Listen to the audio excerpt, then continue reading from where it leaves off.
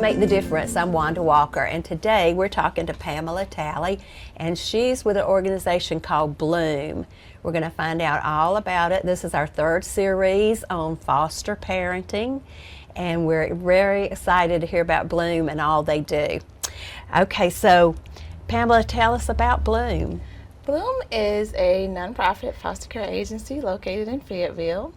We have 2 office locations. Our office in Fayetteville is our main hub, and we just recently opened a location in Northwest Georgia in Rome. Our program consists of 4 components. We have our foster parenting program. We also have what we call Bloom University, which supports our foster parenting program. We have the Bloom Closet, and we have the Family Resource Center. Our foster care program has been in existence since 2015. We are one of the largest foster care programs in this area. We serve an average of 60 to 75 kids on any given day, and we have been A+ rated for high quality standards for the Office of Provider Management, which is a huge feat in this field, meaning that we hold best practices. We make sure that we go above and beyond to make sure our foster kids are safe, and we make sure that we recruit and train and license very loving, nurturing foster parents to take care of these kids. Our foster care program currently has about 47 foster homes in our Fayetteville location, and we're just now licensing about 3 families in our Rome office as well. In addition to our foster parenting program, we also have a program known as the Bloom Closet. The Bloom Closet not only supports our foster parents, but foster parents throughout the state of Georgia by offering free, gently used clothing, oftentimes brand new clothing, hygiene products, toiletries, school supplies, baby products, baby gear, diapers, wipes, sometimes furniture, sometimes food, to support our parents who are raising foster children, to support our kinship foster parents, and also to help grandparents raising grandkids, because there's a huge need for financial resources to be able to support those families. And our Bloom Closet also serves underserved areas of the state through our Bloom Closet Express, where we're able to take those same services out into rural communities who are not able to travel to our office. And through our Bloom Closet, each year we serve upwards of 6,000 foster children in our state. Wow. In addition, Bloom has a lot to offer. Yes, I'm so glad. I want to hear it all. In addition to our foster parenting program and also the Bloom Closet, we also have a program known as Bloom University. Bloom University is a state-of-the-art training institute for foster parents and also birth families so that they can have the best trauma-informed, highly outcome-driven parenting care for their kids. It helps foster parents and also birth parents to be able to manage a lot of the challenging behaviors that they're seeing in their kiddos. And it prevents maltreatment and caring with our kids, so it's really important.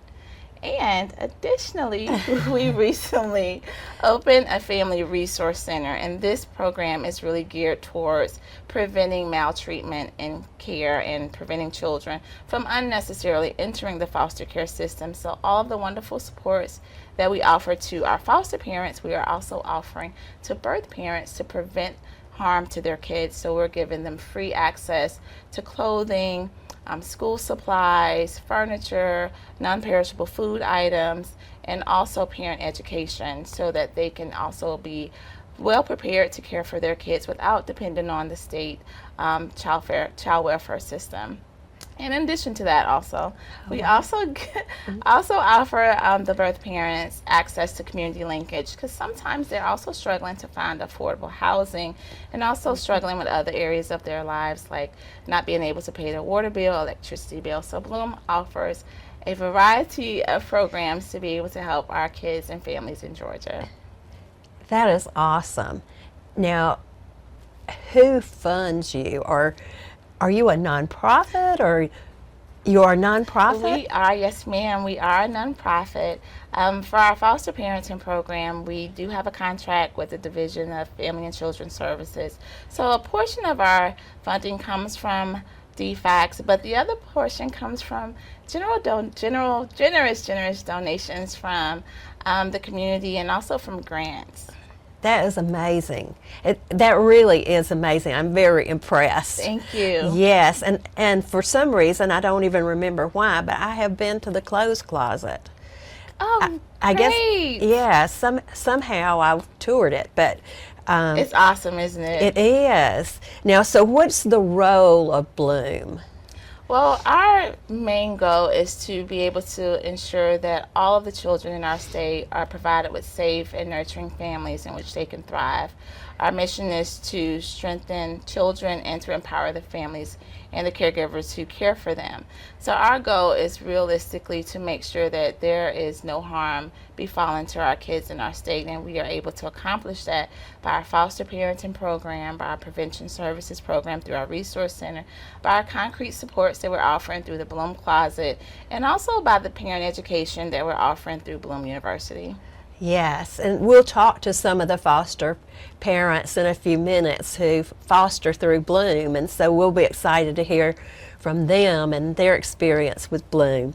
All right, so tell us how Bloom supports the families.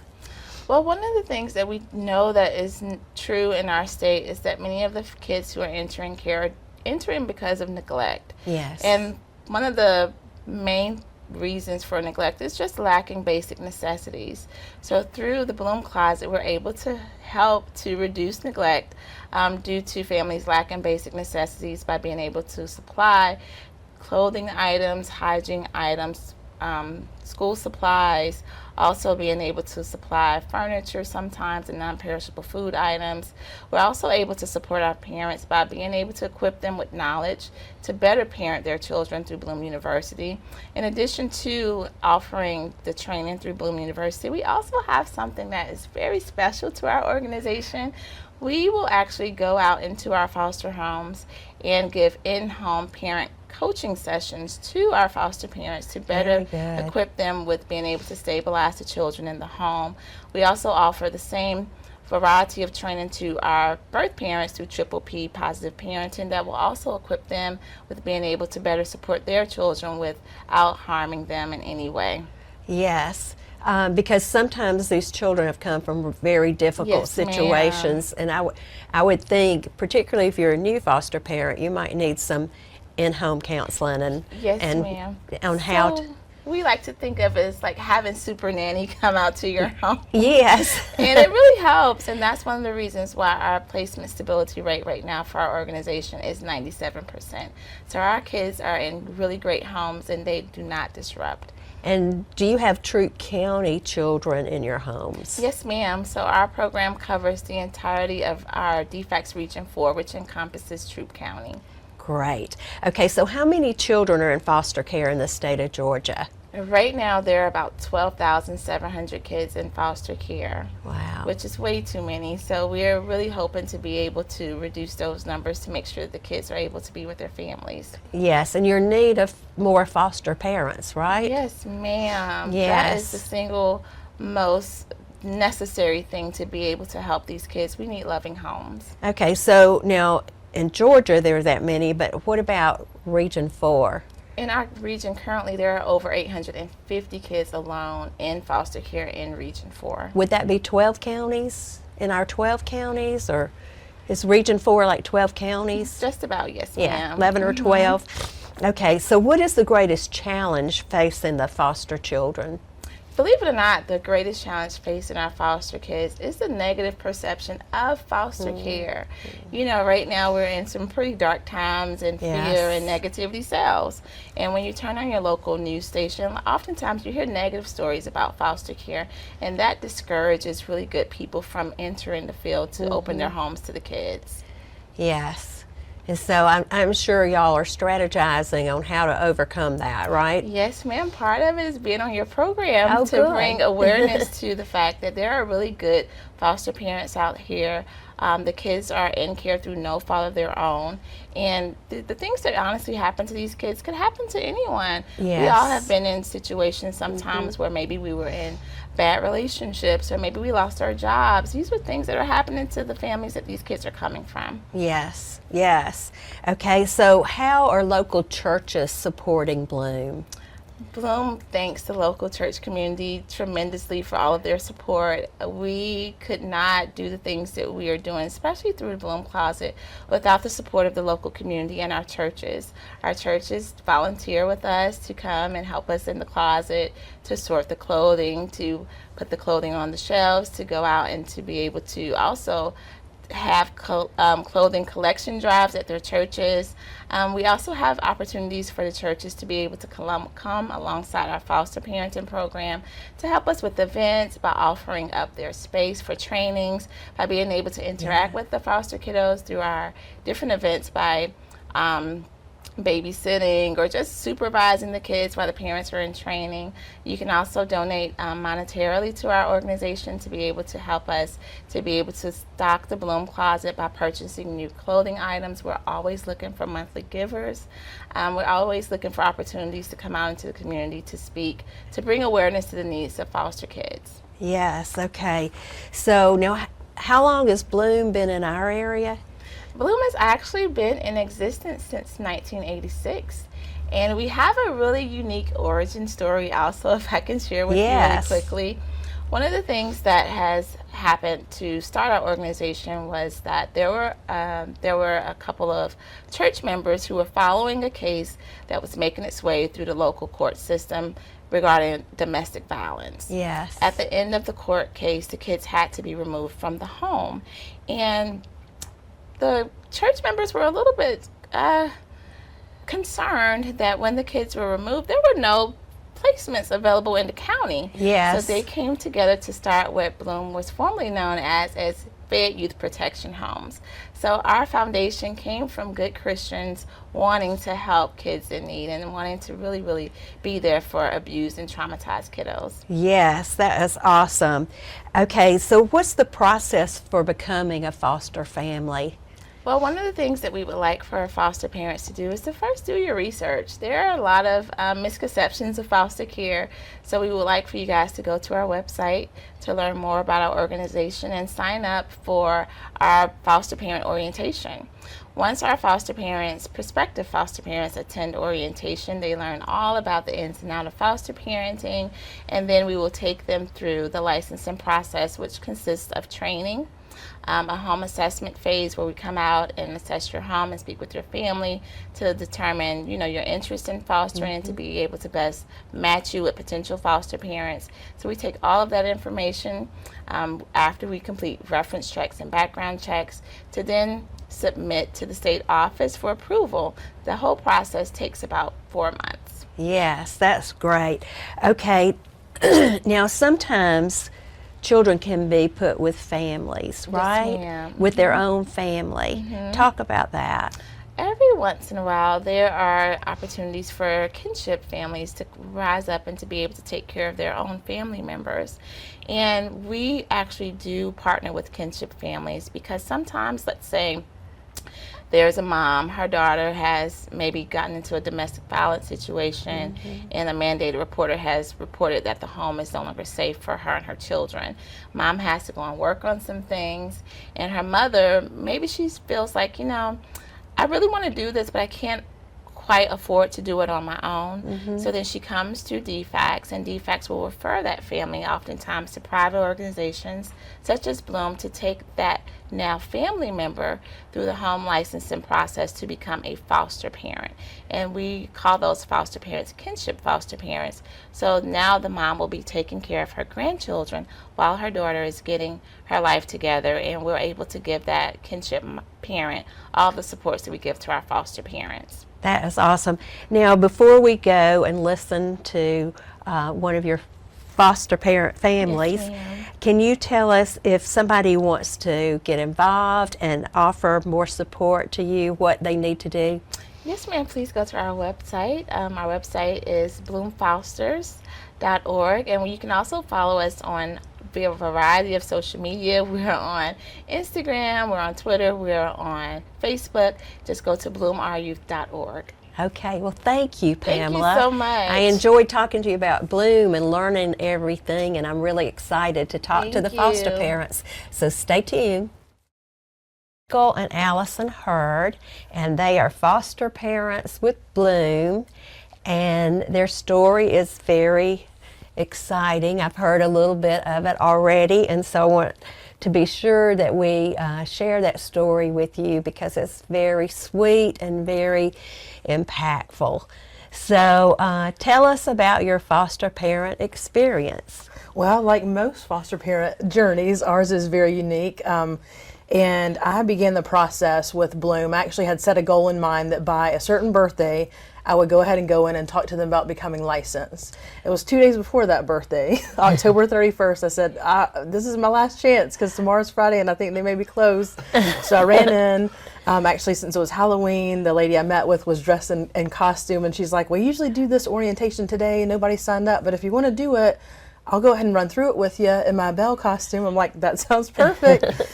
So sat there and learned about it. So started the process in October 2019 and then finally became licensed in the summer of, I think it was July 2020, right in the height of COVID. So that was interesting.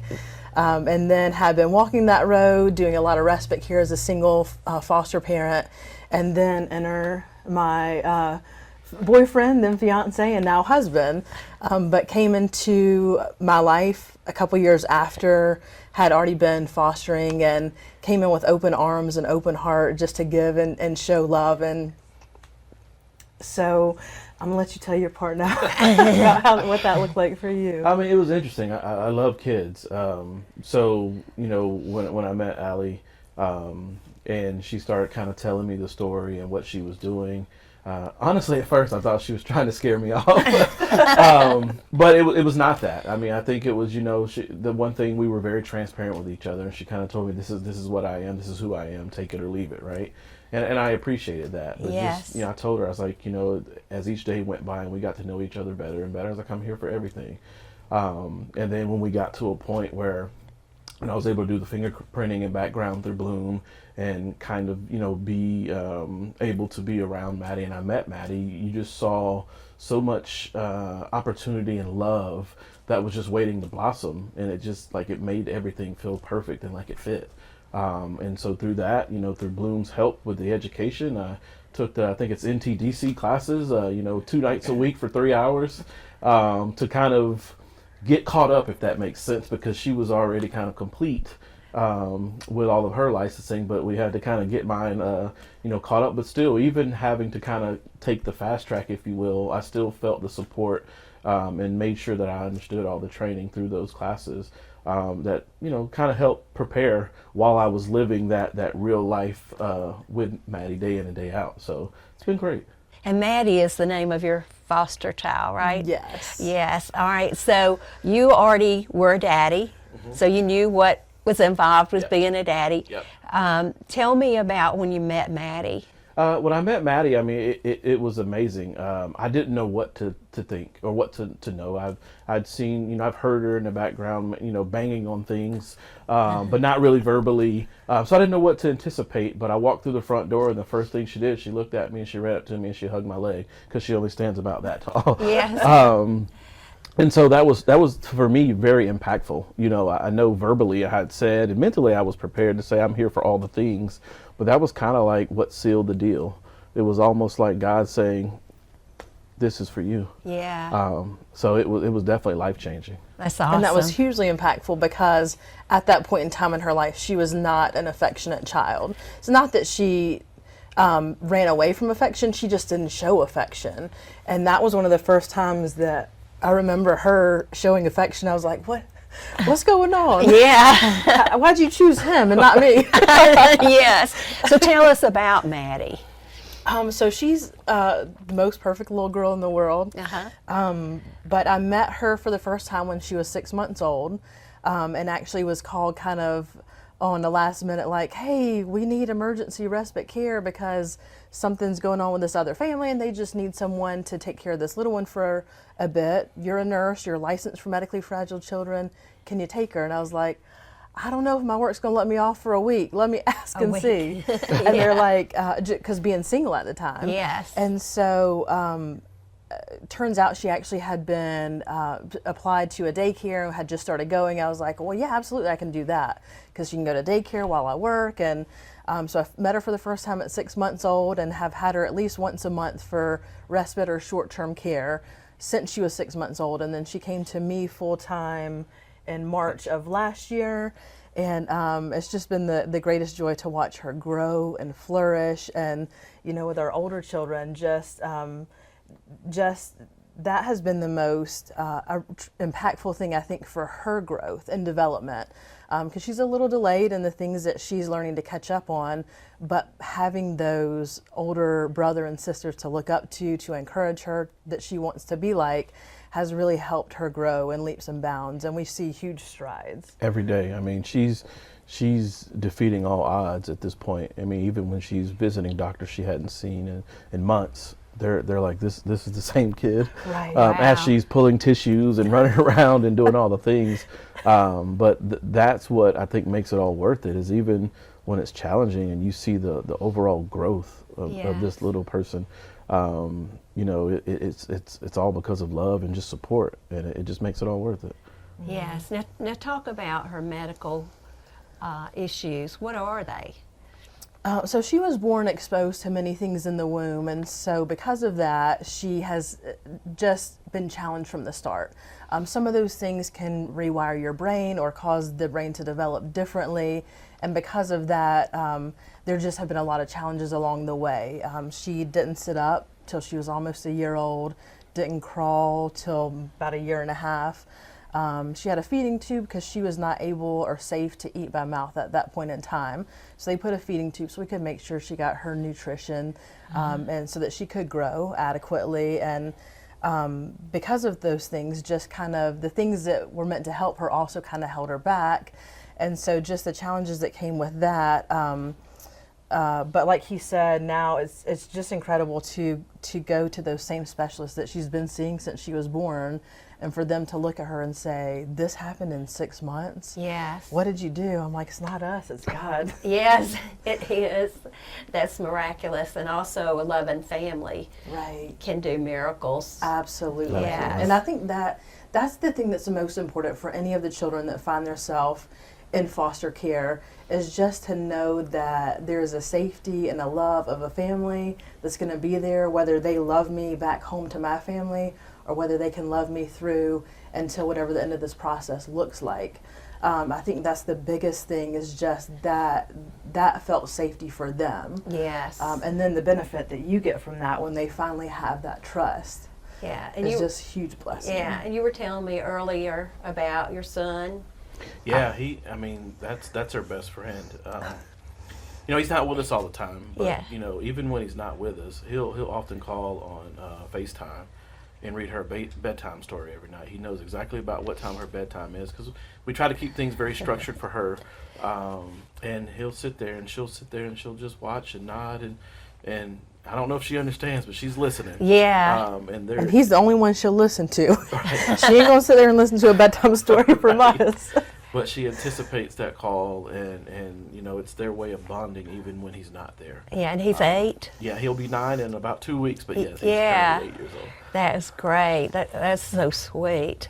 All right, so I can just tell that y'all are a wonderful family, and she's landed in a wonderful place. And I was just wondering if she might become a permanent family member. It looks like that's the path that we're heading down. Like I said, usually when you start this process, the goal is always for those children to return home if it's a safe place for them. And then if that's what the process looks like, you want to come alongside their biological families as well and be support that they need while they're working through what they need to work through while you love their child back to them. And then sometimes there comes a point that you realize that can't happen, or sometimes there comes a point that the biological family says, you know what, I feel like I want to love my child, but I can't love her and provide for her the same way that you can. So no matter what that road looks like, sometimes it does turn out that the child that's placed in your care temporarily may become a long-term part of your family. So that's the road that we're starting to walk now, where our little love has been entrusted to us. And so we're Don't make me get dusty. So we're learning the ins and outs of what the adoption process looks like and kind of just taking those first steps. And sometimes it goes really quickly and sometimes it takes months or a year, but all we know is that that's the path that God has chosen for her, and He's blessed us with her, and that's what we're walking now. Yeah, and so y'all have been married since March. So y'all are March of this year. newlyweds and Yes. parenting and Yes. already in foster parenting and Blessings upon blessings. yeah. And I know you've blessed that child beyond measure. And Thank you. it'll be interesting to know exactly how far she comes in her development. Absolutely. Yeah. What are you expecting? So there's really no expectancy given to her, I guess you can say, in what that will or won't look like. In the beginning, there was a lot of kind of maybe prepared that she won't do this, or maybe prepared that she won't do this, and now they're scratching their heads and saying, She's going to do maybe she's going to do whatever she wants to do, That's and she's going to right. take the path that she wants, and that's just kind of been how she's been. That she may be stubborn about not doing one thing for 2 years, and she's 2 years late, and then today she decides she's going to do it. Just like with eating, he was cooking the other night and she asked for some, and I said, I know you're not going to eat this, but let me give it to you. So I brought her some salmon that he made, salmon of all things. Yes. And she Yeah. said, sat there and ate it. I said, did you see that? She didn't even spit it out, which is a huge thing for her, because she's been in speech and feeding therapy since she was a baby, and she's 3.5 now. And so this has been a long road, and it was just literally overnight. And I said, she really just did that. And so gave her 3 more bites and she had them. And then the next day she went to her speech and feeding therapist. I said, I'm going to take this again and tell her. And she's not going to believe me because she's not going to do it again here. Yeah. And she did. And her speech and feeding therapist is like, what happened? I said, she decided today was her day. Yeah. That she was going to start eating. And she has ever since. Her only clause, I guess, is it has to be made by him. She's definitely developed that trust. Yeah. Yes. That, and she's, I think the biggest leap for me is she's actually started asking for things, which is vastly different than, Right. 2 months ago. Yes. So it's been huge growth. Yes. That is great. Okay, so tell us what you would say to a family who is considering fostering. The biggest encouragement I would give is you can do it. You can do it, period. Because so many people have so much to give. Whether you feel like you can foster full-time, you can only do part-time, you can do respite care. Respite is short-term, so long-term families can have a much-needed break. Or if we needed to travel across state lines and we wouldn't have permissions from the child's county that she could go, they would need someone that could stay with the child. So whether it's short-term, long-term, you'll make a difference, but most of all, your life will be changed forever. Yes, that's For the great. better. Yeah. Yeah, it's definitely. I mean, it may seem scary or intimidating, but at the end of the day, I mean, my approach has been love them as your own. Yes. But realize that it may come that day where they're reunified with their own family. But at the end of the day, I think as long as you love a child like they're your own, it's all easy. It's always good, yeah. And Michael has some experience as a parent, but you really stepped into it as a single parent, right? I did, and boy, was I surprised. I know. I think first-time parents Right. are always surprised. Right, and I kind of got the months ahead of time to prepare, but not 9 months, and I didn't know, was it Yeah. going to be a boy, a girl, 18 years old, 2 weeks old? So it was interesting having to prepare, but then the community from church or home that just rallies around you, from work that says, hey, this is super cool, you're doing it. I've got some old toys, you want those? I've got some clothes that are gently used, you want those? And almost overnight, my village rose up for me and gave me everything that I would need. That is awesome. Well, I know you have enjoyed hearing about Bloom and also hearing from the foster parents.